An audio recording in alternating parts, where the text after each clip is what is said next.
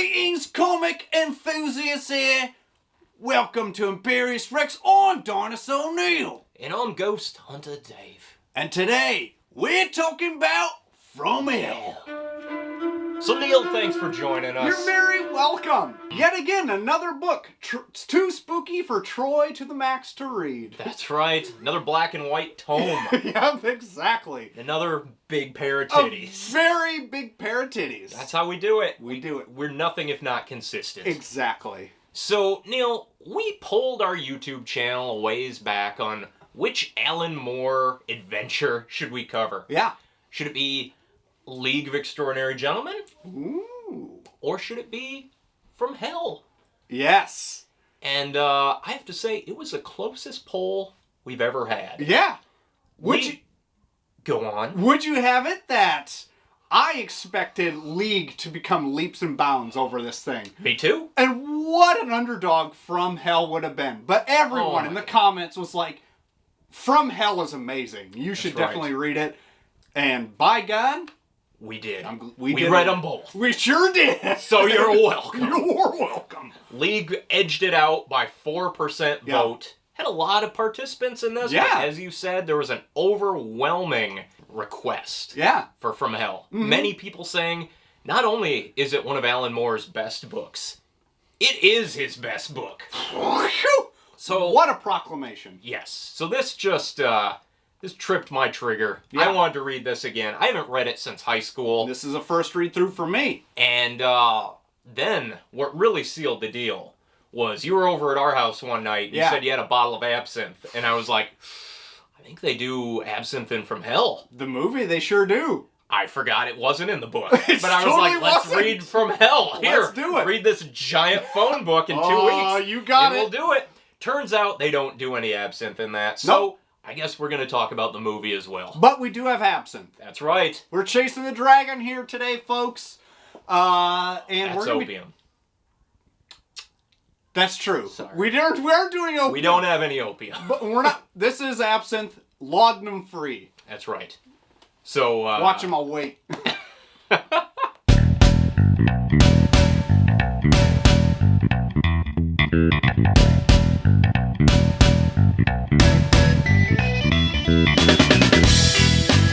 So From Hell is the 10-issue graphic novel chronicling the 1888 Jack the Ripper murders straight out of Whitechapel. Oh, yeah. Brought to you, and me, and you at home, from the legendary team of Alan Moore and Eddie Campbell.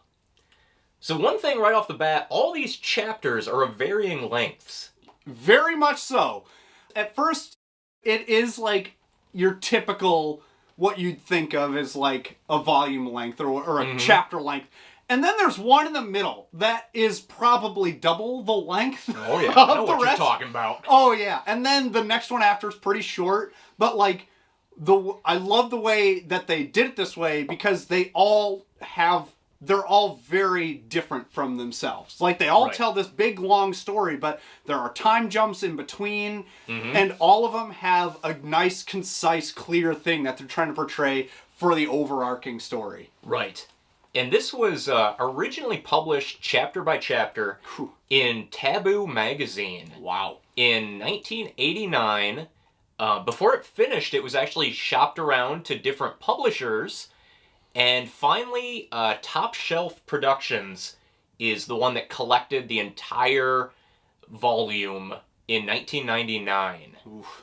So I wonder, like, how weird would it have been to read these serialized at that time?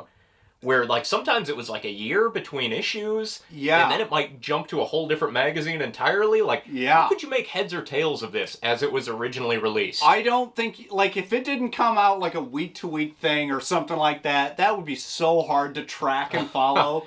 Especially because there's so much packed into each one of these volume and chapters. Like, it's ridiculous. But I feel like that also adds to its benefit because each chapter is almost kind of like its own individual piece of the overall mystery where you don't need to read it all at once. You just get like these little snippets that make up the whole. Right. If we can go back to the beginning. Yeah, let's. This book starts at the end. Yes. It opens with two old men walking on the beach. Sure does. One, Inspector Aberline of the Scotland Yard, respectively. And his...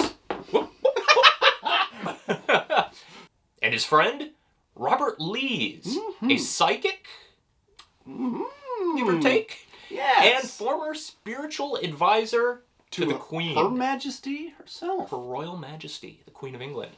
I think the biggest takeaway right off the bat in this like chapter 1/prologue is before you know any of these characters, Mr. Lee admits that all of his visions, his psychic visions, were made up. Yes. He just faked them.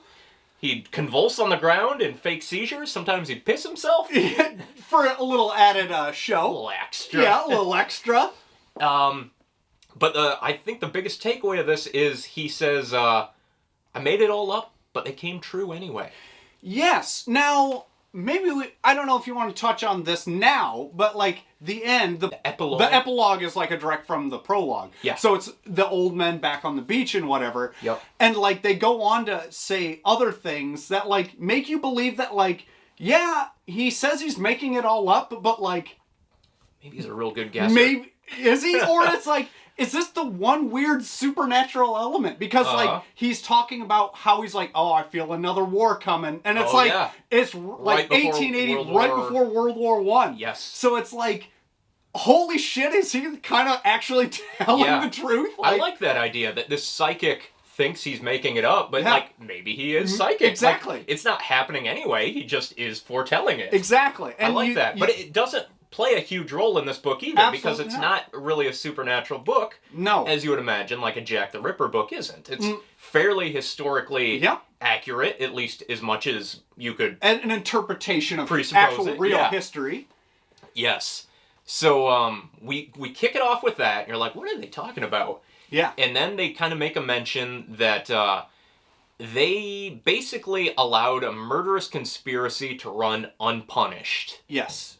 And then we travel back to 1888, Whitechapel, London, and the story kicks off. Yeah. And right off the bat, you're like, who are these people? What is going on? I warned you going in. I was like, you sure maybe were. you should watch the movie first. Well... But then after a couple chapters, I was like, oh, no, okay, I'm getting the hang of it too. Like, we'll get there. I would say the first two chapters...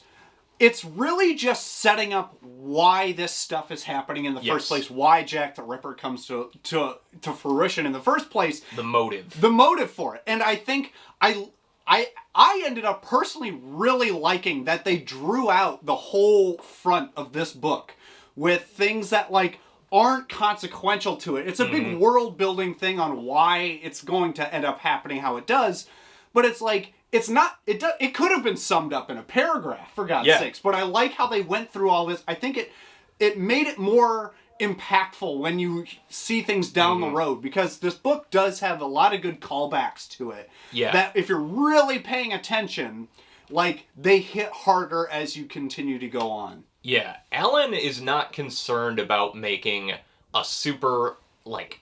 dramatic, action-packed telling. He's just saying, like, this is what happened. Historically, these people were in this place at this time. Yes. And then these events happened, so we can theorize this led to that. Right. And it starts off with Prince Eddie, who is Edward Albert Victor, the grandson of the Queen of England, Queen Victoria. The Duke, yes. Yep.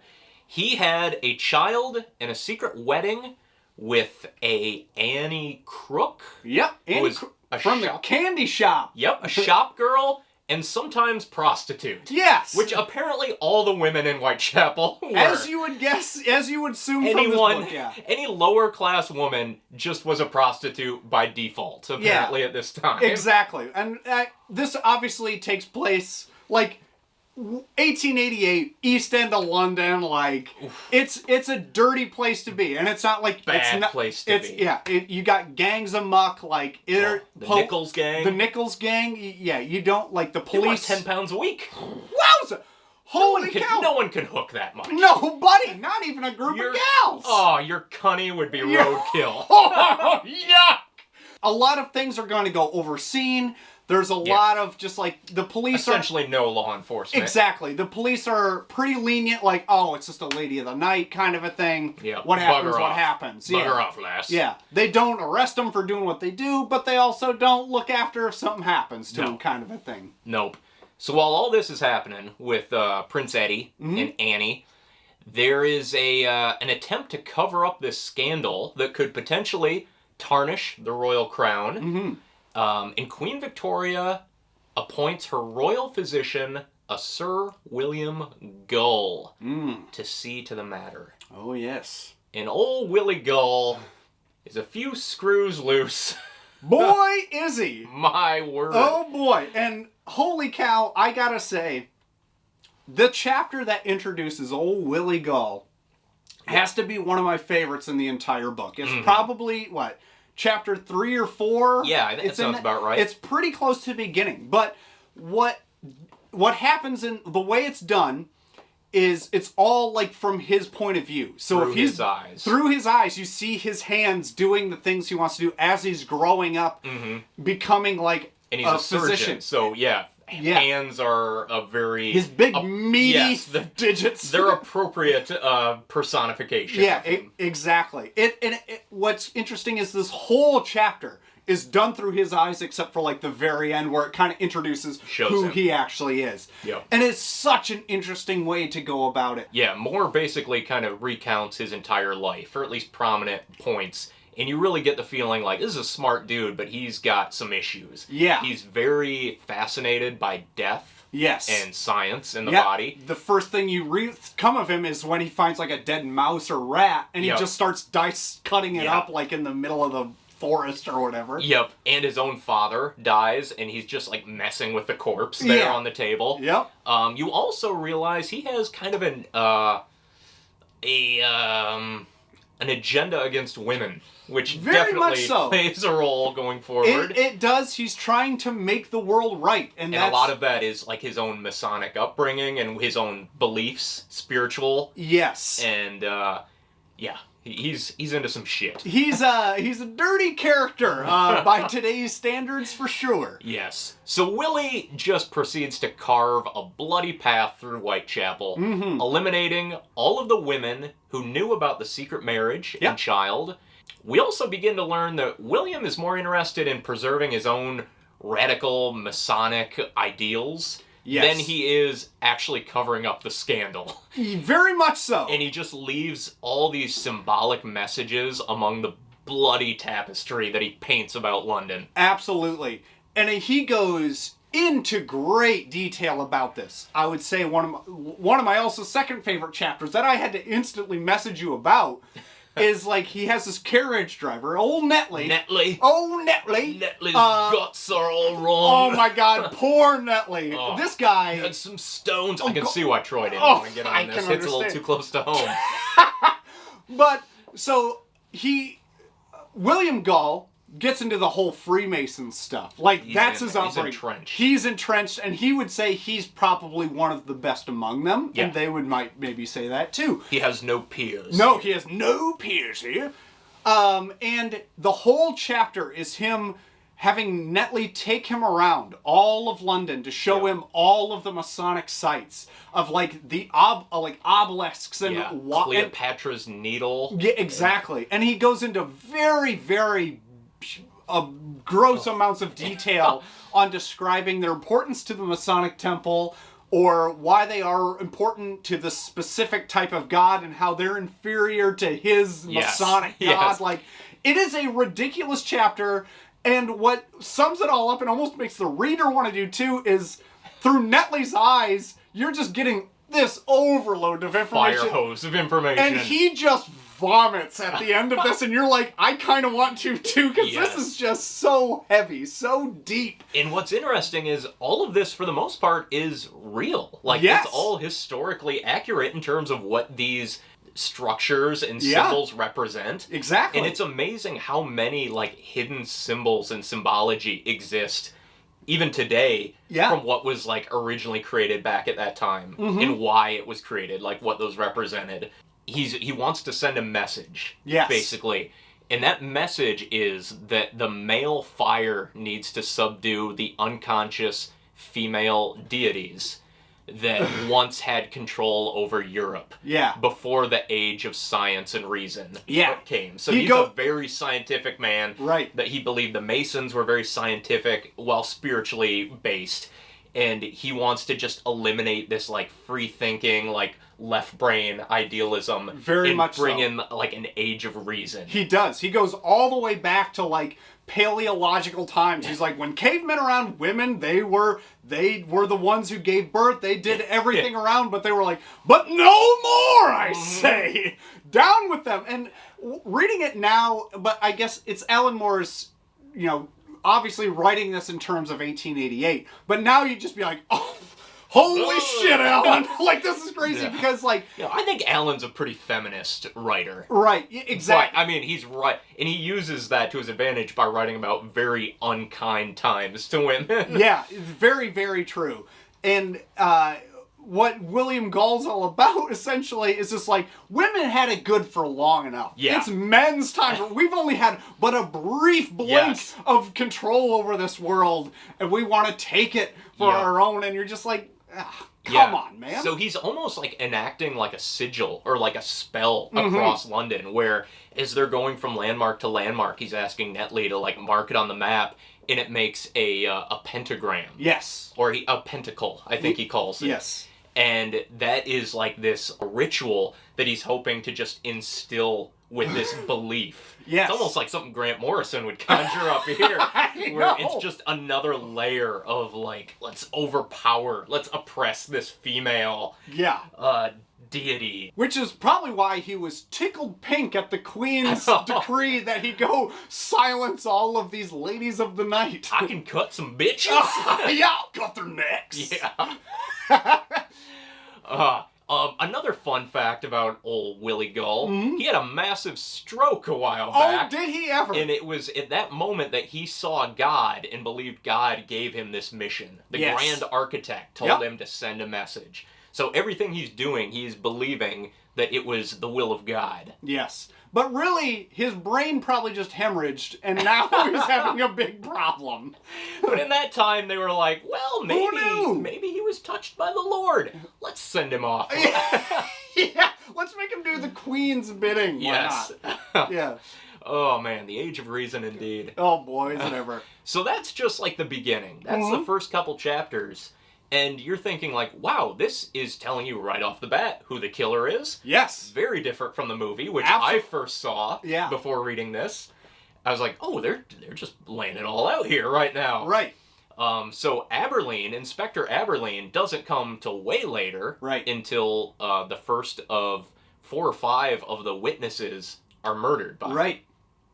And this is just a hodgepodge group of friends and women of the night who are just unfortunate souls doing anything they can to get by in just probably the worst conditions in the world. And if they didn't have it bad enough already that, like, they were about to be serial killed by Jack the Ripper, they had to worry about... finding a place to stay every single night. Getting their DOS money. They need that DOS. Whatever the hell that is. I don't know what the fuck DOS money is. DOS money. But they're always worried that, like, if the Nichols gang doesn't kill them or they aren't finding a place to rest at night... Or their cunnies wrecked beyond repair. Cunnies all wrecked. That's why they're sticking it between their thighs.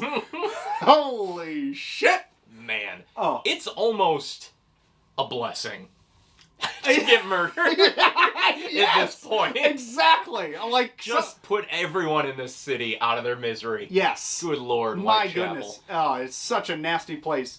So I do like that at this point we get Aberline in here, and he made his name in Whitechapel. Yeah, he was and a then policeman he got on out the of beat. there. He was a beat policeman. Yes. Yeah, and he's like, I never want to come back. Out of there. And then they're like, murder in Whitechapel? We have just the man for the job. And he's like... Fuck! Oh, Scotland Yard, you sons of bitches, you're sending me back into Whitechapel. And he says, like, there's no law and order there, and you can't reason with them. It's not a society. Like, how can you enforce anything on people that are already in the worst conditions? Exactly. So it's just chaos. Not to mention that he's got this whole higher power as well, pulling the strings from above and just making a mess of the situation even more than it would have been anyway. Sir Charles Warren, I believe, is the chief of police. Yep. Who is kind of... one of the Masonic leaders, kind of, yes, and like forced into letting Gull operate and do this thing. There's a lot of people that are, Queen says I can do it. Yeah. Sorry, I'm going to go carve up these women. Yeah. Got a note from the Queen, I can do it. And they're like, let me see. Okay, checks out. Don't make too big a mess of things. He's like, I'm gonna. And he's like, well, okay. Bugger. I do love how patient and polite the Queen actually seems to be. Never in a different pose other than sitting like 3/4 view, like at a table. Exactly like that. Yep. And she's just like, oh, terrible mess Mr. Gull's making, but carry on. These holes need to go. Toodle pip. Among all of the women that are targeted by Gull, I guess our main heroine is Mary Kelly. Yes. Who is a young Irish girl. She wants nothing more than to go back to her Irish homeland and raise some kids. Yep. But, she's the one that kind of pulls at your heartstrings, even though none of the characters are terribly likable. They're just entirely. They're victims of their circumstance. Very they're much all so. Drinkers and... A lot of the times you are, like, you want to root for these ladies, and, like, they're in a terrible situation, but some of them are just in this condition where it's like, well, I can't live without being drunk, so I'm going to get drunk, and that's how life is. Old Dark Annie. Oh, Dark Can we talk about Dark Annie for a minute? Yes, we can. Just a real piece of work. Oh, Dark my God. Annie. She's an old battle axe. She is. Always borrowing soap. Yes! From the other women. Oh boy, and she punches that guy right in his mouth. Yup. And then, like, just lying about some of the other women, too, to make them look bad. She just has a chip on her shoulder. She sure does. Which elicits one of my favorite lines in the whole thing, is when one of these women, one of her friends, has just had enough of her, and she says, "Come on, you fat old shitbag." You think you're tough? And then she just punches her right in the mush. Oh, God, yeah. Just turns her face to paste. Sure does. And then Dark Annie's sent packing right into the arms of William Gull. Oh, yeah. Slices her up. Brings her in with a bushel of grapes, which is what she lures all the ladies. Yeah. What he lures all the ladies in with. Yeah. Laced in laudanum. Yep. Yeah, so, yeah. And that's actually kind of a weird plot point. And that one you'd not think of in today's time. Like, grapes are like this thing of, like, only rich people are getting grapes. But they're doused in laudanum. Oh, boy. And that kind of, like, lulls them in the sense of security. And guess what? They're getting their necks sliced so you can't hear them scream. From right to left. Right to left. Mm-hmm. Or left to right. I can't remember which way. Whichever the way the Masonic temple told them to do so. But one by one, all the ladies kind of get hack and slashed all their way through. But it gets to the point where there is one of them, actually, or another lady of the night uses a fake name. Or, like, gives herself, like, a name of one of the other ladies. There's a switcheroo with Mary Kelly and another one. Yeah. Where you are led to believe that Mary Kelly is just butchered. Yeah. Horrendously in her It's actually the worst one in the entire book. It's the last, so he has to go out with a bang. And it's a full chapter, basically, him just carving her up. And this is where you kind of get into the insanity of William Gull as well. Mm-hmm. Where you see him, like, having visions, like he appears in a different spot. He feels like he's teaching, or he's being judged by the Masons. Yep. Or he even traverses time and space and sees forward in the future to the 20th century. Yeah, which is really interesting. It's very interesting. And there's a panel where he and Netley are walking along, like, scouting out an area, and he looks over and he sees a guy, like, watching television. Yeah, and the guy sees him, and he sees him, and I remember the first time I read this, I had to do, like, a double take, and I was like, wait a minute! I examined that page so hardcore! Why is there a TV? Yeah, like, what the fuck just happened? But it all kind of comes back that, like, this is, like, the point where he's having, like, the stroke has taken full effect. Yes. He's having a mental breakdown. Yep. And he's slicing up this woman, and it's just, like, if this were in color, you would be vomiting. Like, it is disgusting. Fun fact, they just recently released a full color version of this book. Oh, it's on boy. Comixology, Oh, and boy. I debated which one to read. And I started reading the color one, and I was like, I don't like it in color. I like the stark love the black and white. So I went back. Like, I read 2 pages of the color. They called it, like, the Master Edition, where Eddie Campbell went in and recolored the whole thing. Wow. And I'm like, yeah, it doesn't work for me. I like the black and white. To touch on the art a little bit, I think what he did originally paints a better picture, because you have to look at how he's portraying the picture with the lines coming. Like, Yeah. It's kind of like almost like a charcoal painting throughout. Like, it's very messy, but like the parts that need detail are exquisitely done. Like, full detail, and it's like, I think that paints a better picture in the long run and gives you that more full emotion. Where if you just see it in color, you'd be like, oh, that's grotesque, or oh, it's raining, or this. But like, I like having to be able to interpret what he's trying to portray in black and white. Yeah, and it's just like the perfect encapsulation of that dirty London. Oh, yes. Another weird, kind of interesting plot point is Inspector Aberline meets Mary Kelly. Yeah. And they both give kind of a false identity. She gives a fake name, and he doesn't want to be known as an inspector, so he says he's a saddle maker. Which leads to a really funny conversation where she's like, what's wrong, love? And he's like, oh, it's just this case giving me trouble. And she's like, oh, I thought you make saddles. You make cases too? And I really wanted him to just, like, go on this really funny train where he's like, well, you know, this case, it's rough around the edges. Some of the pieces are coming off. And it just has to, like, keep circling back to him, like, trying to make sense out of this. I love her first comment when he says he's a saddle maker, and he's like, well, you got some pretty hands for a saddle maker. And he's like, I mean,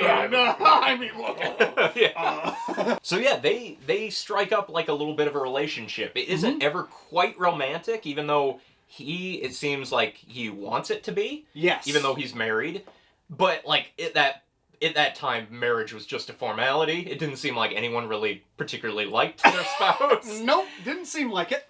So he had kind of a vested interest in her, and when she suddenly disappears, he's heartbroken. Yes. But he doesn't link her to the lady who was killed just yet. Yeah. He thinks she just like ditched him. Yep.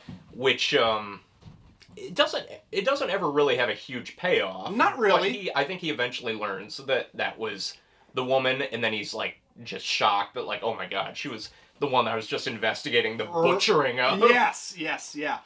And in that last killing, this is where, as we said, Gull just reaches like his zenith. And then afterwards, he's almost like he's on a come down. Yeah. Where he's like, I did my life's work. There's only descent from here. Yeah. And he's just like, he's depressed. He's like, well, I did it. I got climbed to the top of the mountain and there was nothing left for me. Right. And at this point, it gets a little bit more into the investigation where we meet Robert Lees. Yes. Who looked up to William Gull. He was an inspiration to him. And Gull, like, blew him off. So Lee had a grudge against him. Yeah. And when he ended up speaking with Aberline, he was like, I'll fucking show him. I'm gonna make it seem like he's the killer. Yes. And he says, like, yeah, maybe we should go inspect William Gull. He's a suspect. They go in there, and they're like, yeah, sorry, sir. We need to talk. It's just a formality. Yep. Someone said you might be the killer. Yep. Need to talk to you. And he says, well, I did do it. and they're just like, and even me, so this is the first time I'd seen the book. Exactly. So this came as a shock to myself. But he's like, no, I did it. What are you going to do about it?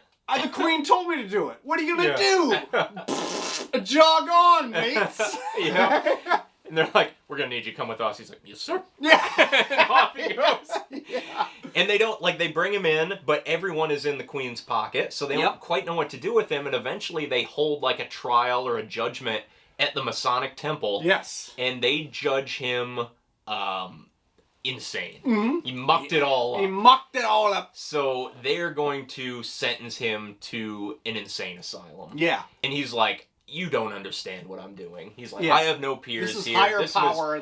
God told me to do this. I've transcended, and it's above your pay grade. Yeah, basically. exactly. They are orchestrating so many things behind the scenes. Like, they had a guy, poor Mr. Druitt, gets a patsy. They find a guy to frame up on this, who may have had pedophilic tendencies. Yeah. You weren't quite sure, but... The thing is, like, they were like, we need a loner, we need a guy who might want to commit suicide, and they find this guy, and they were like, well, let's put some laudanum in him, throw some bricks in his pocket, and toss him off a bridge. Yep. And they do it, and they just kill this poor guy for... Yeah, and they're like, oh, hey, Jack the Ripper's dead. Yeah. We did it, everybody. Yeah. High five. Yeah. Meanwhile, they ship away the real killer. Under, like, a different name. Yeah, Thomas Mason, they call him. Yeah. And he lives out the rest of his days in an insane asylum, which is, I think, the ultimate irony is, as he dies, an orderly and a nurse are just fucking in front of him. So that had to be one of my favorite. At the end, you're just like, this is the funniest shit ever. So he's about to die, zooms in on his eyeball, and this guy are like, you want to fuck? And they're like, young man! And they start fucking. And then it goes through this whole, like, him transcending through, like, to heaven. Yes, this is the moment where he becomes God as he sees himself. He sees all of these gods. He goes into the future, he goes into the past, he goes all across London in different time periods. And I thought a really interesting thing is he inspires real-life creatives and legends at that time. Yeah. It shows him Spook, Robert Louis Stevenson. Yeah. And then he goes and wakes up from the nightmare of seeing him and writes Dr. Jekyll and Mr. Hyde. Well, I like that he also gets a painting from, like, William Blake. Yes. Is inspired, and they do it like... The Ghost of the Flea is the painting. Exactly. And they do it exactly how it is in the book. Yeah, where so his Robert spirit Blake, is like, just sees him and he's like, influencing all these things. What? Yes. And then he's like, let me draw this for you real quick. And then he sketches it out, and then they show the picture. Oh, he opened his mouth. Yeah, exactly. And it's like a spot-on teeth. picture.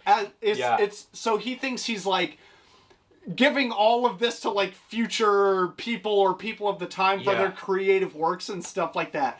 And I think birth to the 20th century. Exactly. Mm-hmm. And I love that it goes to the place in Ireland where Mary Kelly is with all the kids. She escaped. It was another woman that was killed, and no one knew it. Yeah, so she's living in Ireland like she would with kids named after all of her deceased friends. Her friends. And I love that he's like, I don't know this woman, so I'm leaving. And she's like, go back to hell! Gone. Go back to hell, devil. Yes. And then he, like, sucks back in and dies. Yep. And I love that. Whoa. What a trip. It's just so funny because, like, it starts with his eyeball, seeing these two people effing right in front of him, and then it closes out on him, like, in the corner, his eyeball, two people effing right in front of him. You're like, what a weird, stupid way to go. What a perfect way for a guy that was killing hookers and was just afraid of women his whole life to die right in the company of two people fucking. Yes. I also love it. We didn't touch on this yet, but at the very beginning, in the chapter that goes through his life, it shows all these snapshots. And none of them come full circle until the end. Yes. Where it's like some of them are like the orderlies ushering him into the insane asylum. Yep. And some of them are him and his wife like having sex for the first time upon their marriage. And she's like, oh, it's too big. Get it out of me. And then he's like, and she's like, what'd you say? I just made a sound. I just made a little sound. He says. So this man has very serious issues with women throughout. But if you ask him, he's perfectly fine and he's above them all. Yep. Man, I really enjoyed that last chapter. How it went into like all these real like people and accounts of seeing strange apparitions around London. And Moore was like, hey, maybe it was Jack the Ripper. That'd be cool, huh? Yeah. What's funny is if you've heard... I want to kind of get into the more realistic, like, the real pulls from this. Because when I heard of Jack the Ripper, I thought of it more as, like, a big, more grandeur thing. Like, but this book was, like, Jack the Ripper was barely, like, it was one of the many nicknames that was given to him. Like, he was like, oh, it's a leather apron. Yeah. Or it's this, or it's... And it was given to him, apparently, by just some journalists that wanted to, like, cook up a story and, like, sell papers. That was and actually then it prompted everyone to, like, send in shit, like, notes from Jack the Ripper. Exactly. Kind of like in Zodiac and all that, where it's just, like, everyone wants to just get a piece of that. Yeah. So, I went to, like, I just Wikipedia'd some of this, because all of these are based off of real life people. And the Robert Gull or William Gull, sorry, the William Gull they have looks exactly like the William Gull in real life. Like, they have his, like, full portrait. All of, like, the actual crime scene photos. Yeah, and that last they one, actually my have Lord. one of the last one, and it is, like, I nearly regret looking at it. It is the most, one of the most disturbing pictures I've literally looked at. And it's disgusting. And it's one of those crimes that has achieved such a notoriety that you don't even think of it as real anymore. And that's how I thought of it. Wow. Yeah. Like, you just, Jack the Ripper. It's the legend. Boogeyman. It's legend, Yep. No. But the work that Alan Moore put into this is insane. Like, this collection ends with 46 pages of annotations where he goes panel by panel and basically says, like, well, I got this information from this book and this historical account, and just basically fact checks everything he does. And he's lighthearted about it, where he's like, this part I made up, but I did it because this and this happened, and this puts this person at this place at this time. And it's bewildering how much time he must have spent researching this. And to think, he probably looks at comics today where, like, Jeff Lemire's out here writing, like, 7 books a month, and Moore is there just breaking a stack of pencils. Like, I did a whole annotation on every single panel, and you're just gonna write some... You're just gonna make it up. Make it up? I read this in high school, as I said. I got it for Christmas one year. After seeing the movie, because I liked the movie, and I was like, I kind of want to read the book. Yeah. And it was too much for me at that time, where it's like, I'm not it. It's too deep. It's too pretty dense deep. to tackle. It's very wordy. And I did it, and I was like, it's okay. And then when I heard everyone saying, like, it's his best, I was like, really? Like, I didn't like it that much.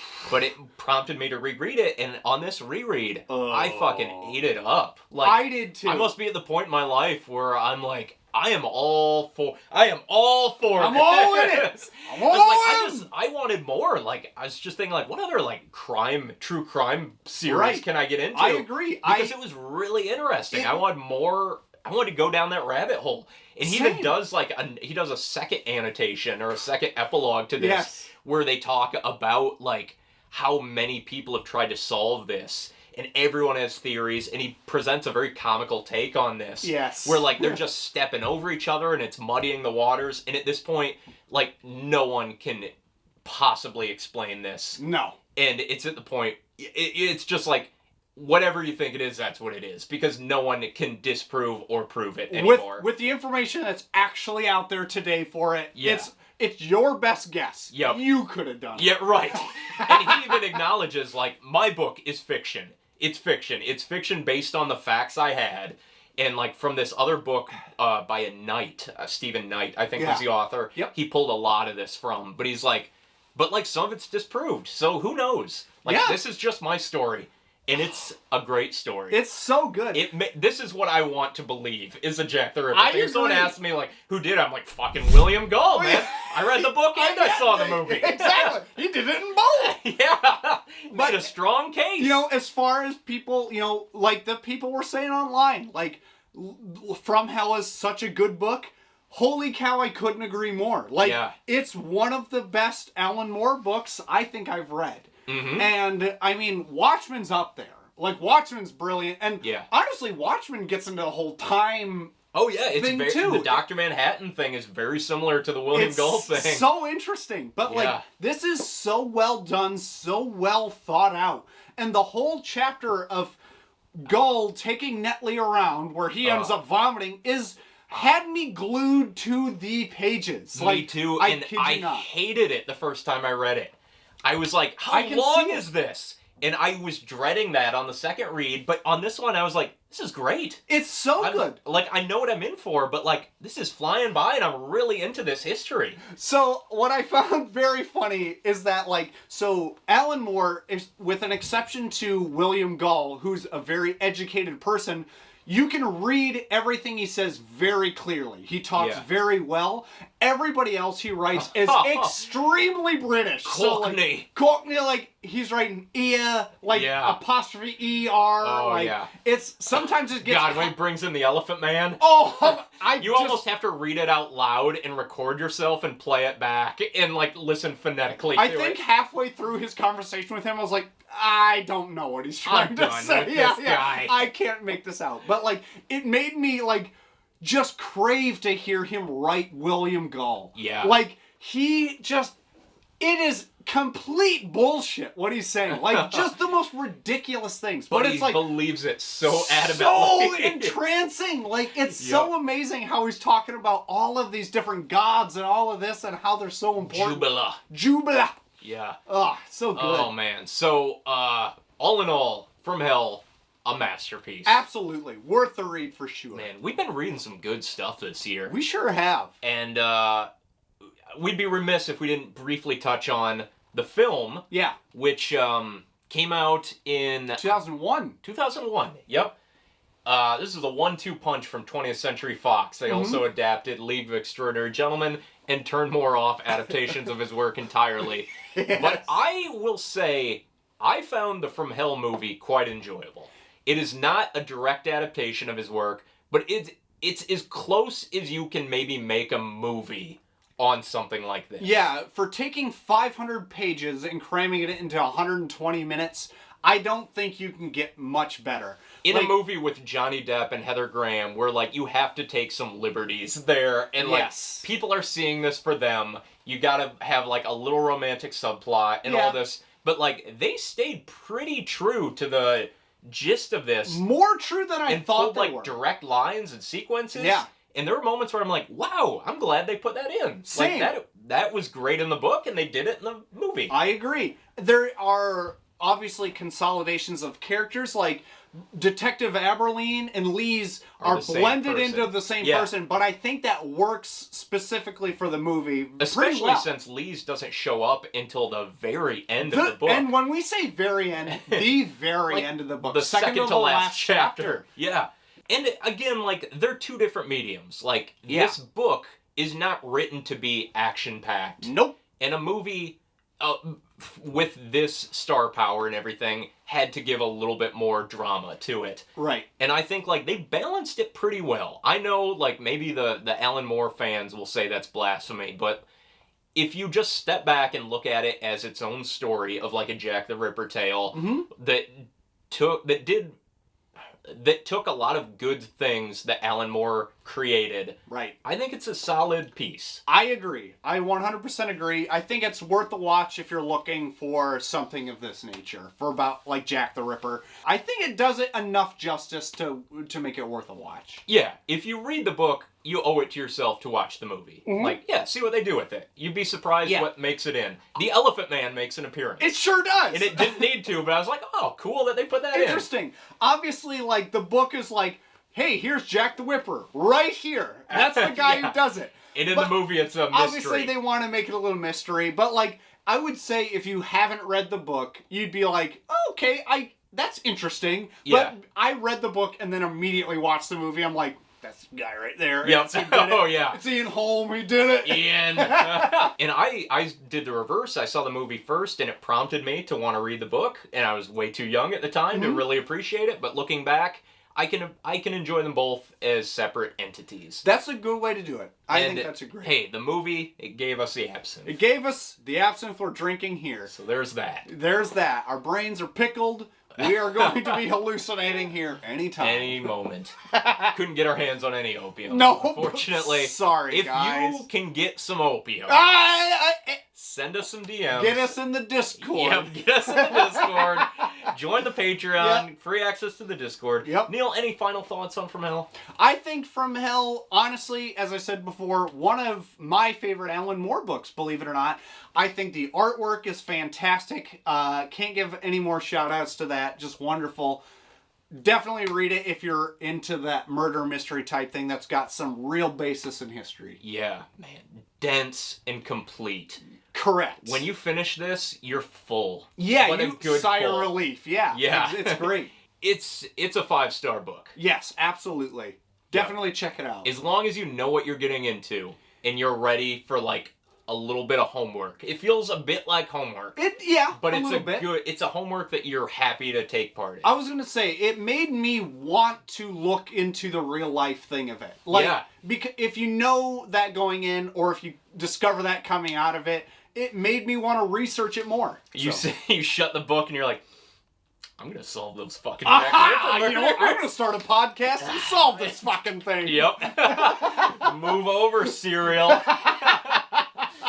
Oh, man. So, that's it. Yep. If you enjoyed what you heard here, there's plenty more of that. And absolutely. If you care to support the show, you can do so at our Patreon, Patreon/Imperius Rex. Plenty of exclusive content to be had. That's right. Great rewards. And you can join our Discord, which is free to all Patreon members, where we just BS throughout the day, talk about shit like from hell. Cooking up our own Jack the Ripper theories. You know it. Among other things. So, thank you for watching. Yes. I have been Ghost Hunter Dave. And Dinosaur Neil. And we'll catch you next time. Good day.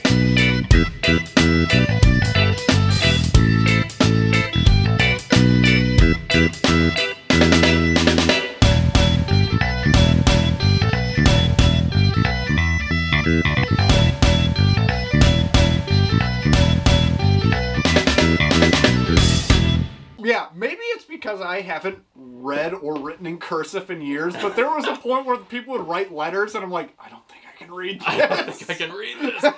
Is there an audio book of this? Yeah.